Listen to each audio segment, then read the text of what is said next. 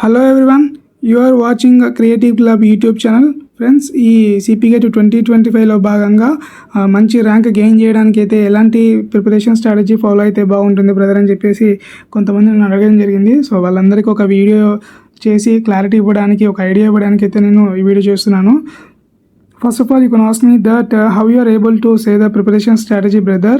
So because that's a valid question, I understand. So because why I am saying all this, because I had cleared my MSc Physics in Usmania University. So I am an alumni student from Usmania University. So and also I have an experience in uploading videos about CPGAT. So that's why I'm doing all this. Previously I had done this job in 2023, but on that time I had some technical issues, so that's why I didn't maintain that consistency in uploading the videos. So finally I got it, so that's why I'm posting now. So please subscribe everyone, whoever want to do the PG in Usmania University. So for them I have some knowledge to share with them, so I will definitely share my knowledge with you. I'm completely available everyone. And also I'm living near Usmania University, so there is a CPGAT office also there, which is very near to me. And if you have any doubts and requirements, you can contact me. Then I will clear that instantly. So because that is very near to me.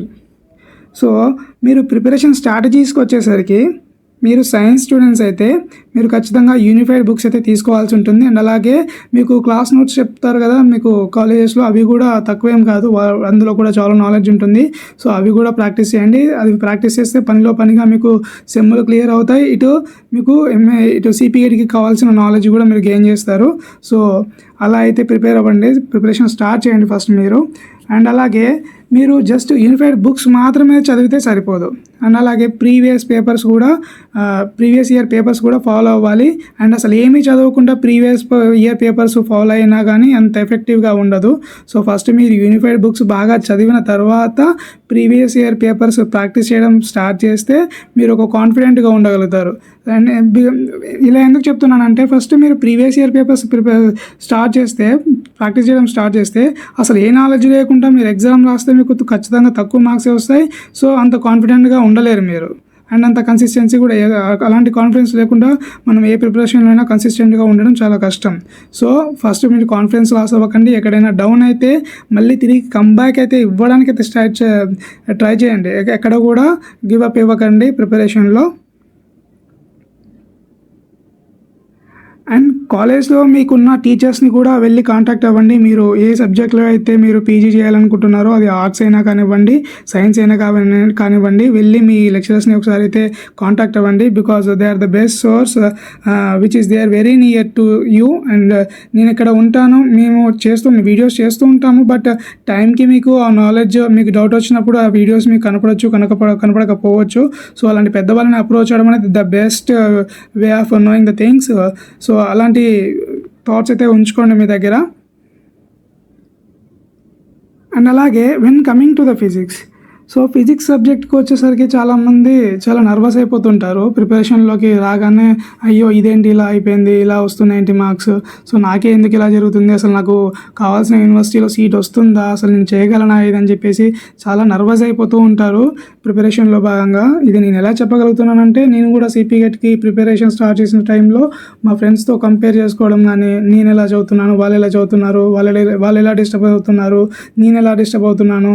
So మా అందరికీ నాకు పర్సనల్గా ఒక sir ఉండేవారు. So ఆ sir మాకు ఎలాంటి guidance ఇచ్చేవారు. సో ఇలాంటి ఎక్స్పీరియన్స్ ఒకటి ఉన్నది మాకు. సో అందుకే మీతో ఇవన్నీ కూడా నేను షేర్ చేసుకోవడానికి అయితే నేను ఈ వీడియోస్ చేస్తున్నాను. సో ఖచ్చితంగా మీరైతే ఈ వీడియోని ఎక్కడ కూడా స్కిప్ చేయకుండా చూడండి. బికాజ్ సో ఎన్ని రకాల ప్రాబ్లమ్స్ని ఇందులో ఇంక్లూడ్ చేసి వాటిని క్లియర్ చేయడానికి అయితే నేను ఈ వీడియోస్ని అప్లోడ్ చేస్తున్నాను యూట్యూబ్లో. అండ్ ప్రిపరేషన్ స్టార్ట్ అయ్యాక మీరు ఫస్ట్ ఎలాంటి ఏరియాస్లో వీక్ ఉన్నారో చూడండి, ఆ టాపిక్స్ని పాయింట్అవుట్ చేయండి. సో వాటిని కొంచెం ఫోకస్ పెంచి అక్కడ మీరు వాటిని మెల్లిగా క్లియర్ చేసుకోండి. అనుకోగానే వెంటనే అయిపోయేదైనా, సో కొంచెం టైం పడుతుంది, కొంచెం టైం ఇవ్వండి. ఏదైనా వెంటనే అయిపోవాలనుకుంటే అది కొన్నిసార్లు అవుతుంది, అవ్వదు. బట్ ఆ పేషెన్స్ మనకు ఉండాలి ఇలాంటి ప్రిపరేషన్లోకి వచ్చినప్పుడు. అండ్ అలాగే అప్లికేషన్ విషయానికి వస్తే ఫస్ట్ మనం రిజిస్ట్రేషన్ చేసుకోవాలి. రిజిస్ట్రేషన్ అయిన తర్వాత మనకి లాగిన్ ఐడి ఇస్తారు. సో ఆ తర్వాత మనము ప్రాసెసింగ్ ఫీ ఉంటుంది, అది పే చేశాక మనకి అప్లోడింగ్ ఒరిజినల్ సర్టిఫికేట్స్ ఉంటాయి. ఆ తర్వాత మనకి ప్రిలిమినరీ ఆన్లైన్ సర్టిఫికేట్ వెరిఫికేషన్ ఉంటుంది, ఇది కౌన్సిలింగ్ స్టార్ట్ అయ్యాక జరుగుతుంది. సో మీకు సర్టిఫికేట్ వెరిఫికేషన్ కంప్లీట్ అయ్యాక అయితే మనకి ఎక్సైజ్ వెబ్ ఆప్షన్స్ ఇవ్వడం జరుగుతుంది. అంటే మనకు కావాల్సిన సీట్ని అయితే మనం చూస్ చేసుకోవడం జరుగుతుంది వెబ్ ఆప్షన్స్లో. సో మనకి వచ్చిన ర్యాంక్ని బట్టి మనకున్న రిజర్వేషన్ని బట్టి సీట్ అలాట్మెంట్ అయితే ఇస్తారు. అంటే వాటిని బేస్ చేసుకొని అయితే మనకి ఏ యూనివర్సిటీలో సీట్ వచ్చింది, ఏ సబ్జెక్ట్లో సీట్ వచ్చింది అనేది డిసైడ్ చేస్తారు. సో ఆ తర్వాత మనము pay the fee and download joining report. So మనకి సీట్ కన్ఫర్మ్ అయిపోయిన తర్వాత మనకి జాయినింగ్ రిపోర్ట్ అయితే వస్తుంది. ఆ తర్వాత ఆ జాయినింగ్ రిపోర్ట్ని తీసుకెళ్ళి మనకి ఏ యూనివర్సిటీలో అయితే సీట్ వచ్చిందో సో అక్కడ వెళ్ళి మనము రిపోర్ట్ చేసి రావాలి. సో రిపోర్ట్ చేయకపోతే మనకి సీట్ అది రిజర్వ్లో ఉండదు. మనం నెక్స్ట్ ఫేజ్కి వెళ్ళడానికి ఆ సీట్ మనకి రిజర్వ్లో ఉండాలంటే ఫస్ట్ మనం వెళ్ళి అక్కడ రిపోర్ట్ చేసి రావాల్సిందే. అండ్ అలాగే next verification of original certificates at the allotted college. మనం ఇచ్చిన సర్టిఫికేట్స్ మనం ఏ యూనివర్సిటీలో అయితే ఇచ్చామో వాళ్ళు వాటిని వెరిఫై చేస్తారు. సో ఆ తర్వాత receive allotment order at the college. Receive allotment order మనం తీసుకున్న తర్వాత మన అకాడమిక్ ఇయర్ అయితే స్టార్ట్ అయిపోతుంది. So this is the process of CP gate.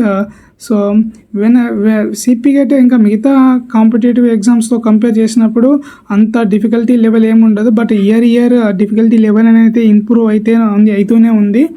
So అటు ఫిజిక్స్లో అయినా, ఇటు కెమిస్ట్రీలో అయినా, ఇటు బాటనీ జువాలజీలో అయినా, ఏ సబ్జెక్ట్లో చూసుకున్నా కానీ ఖచ్చితంగా ఆ డిఫికల్టీ లెవెల్ అనేది పెరుగుతూనే వస్తుంది. బికాజ్ ఆ కట్ ఆఫ్ రేంజ్ అనేది తగ్గుతూ వస్తుంది ప్రతి year.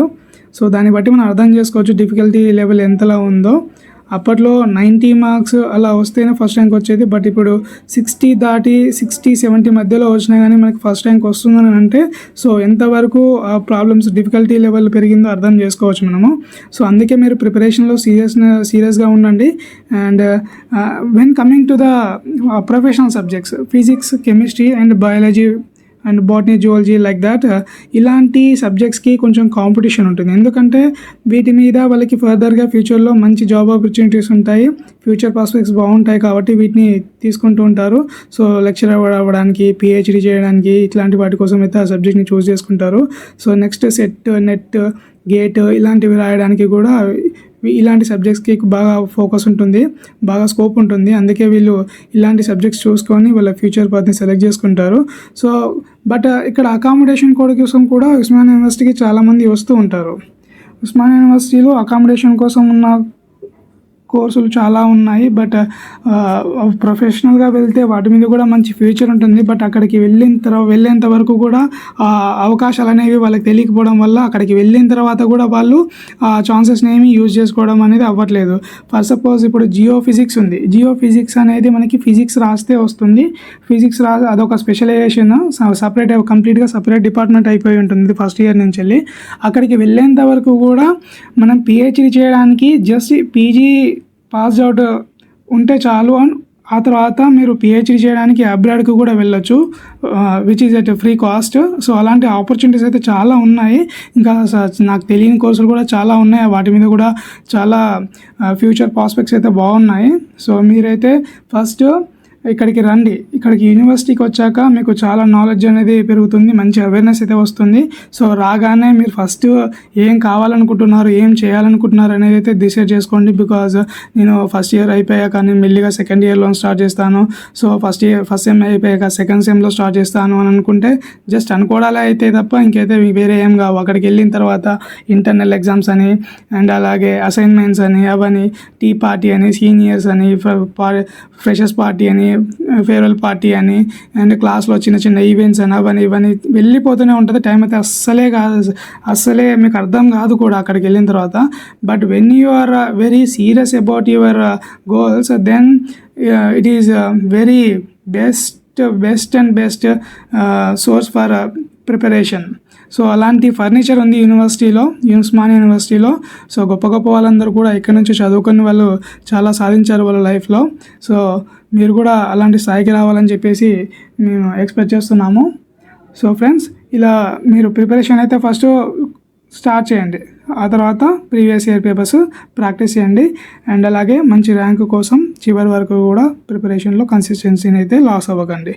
So that is the preparation strategy. And So if you have any doubts, you can ask me in the comment box.